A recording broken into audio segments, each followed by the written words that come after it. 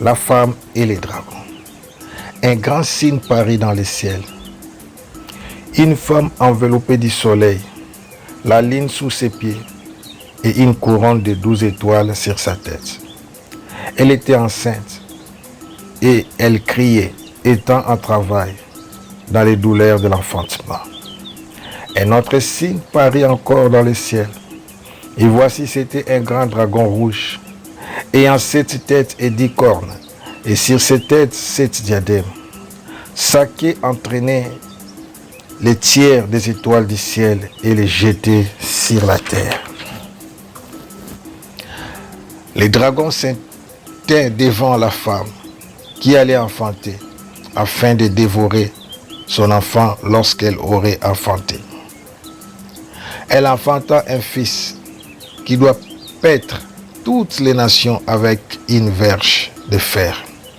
Et son enfant fut enlevé vers Dieu et vers son trône. Et la femme s'enfuit dans le désert, où elle avait un lieu préparé par Dieu, afin qu'il y fût nourri pendant 1260 jours. Il y eut guerre dans le ciel. Michel et ses anges combattirent contre les dragons, et les dragons et ses anges combattirent. Mais ils ne firent pas les plus forts, et leur place ne fut plus trouvée dans le ciel.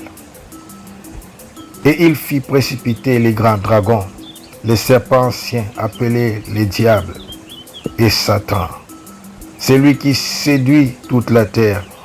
Il fut précipité sur la terre, et ses anges furent précipités avec lui.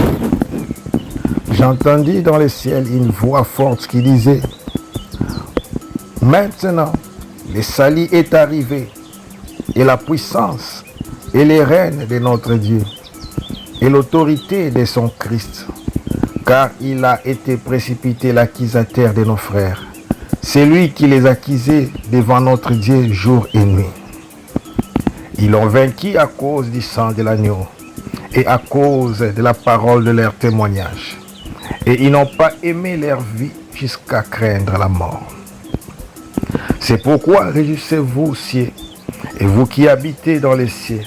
Malheur à la terre et à la mer, car le diable est descendu vers vous, animé d'une grande colère, sachant qu'il a peu de temps. Car le dragon vit qu'il avait été précipité sur la terre. Il poursuivit la femme qui avait enfanté l'enfant mâle. Et les 2 ailes du grand aigle furent données à la femme, afin qu'elle s'envolât au désert, vers son lieu, où elle est nourrie 1 temps, 2 temps, et la moitié d'un temps, loin de la face du serpent. Et de sa bouche, le serpent lança de l'eau comme un fleuve derrière la femme, afin de la traîner par le fleuve.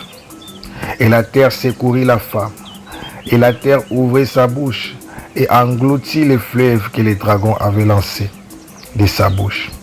Et le dragon fut irrité contre la femme, et il s'en alla faire la guerre au reste de sa postérité, à ceux qui gardent les commandements de Dieu et qui ont les témoignages de Jésus.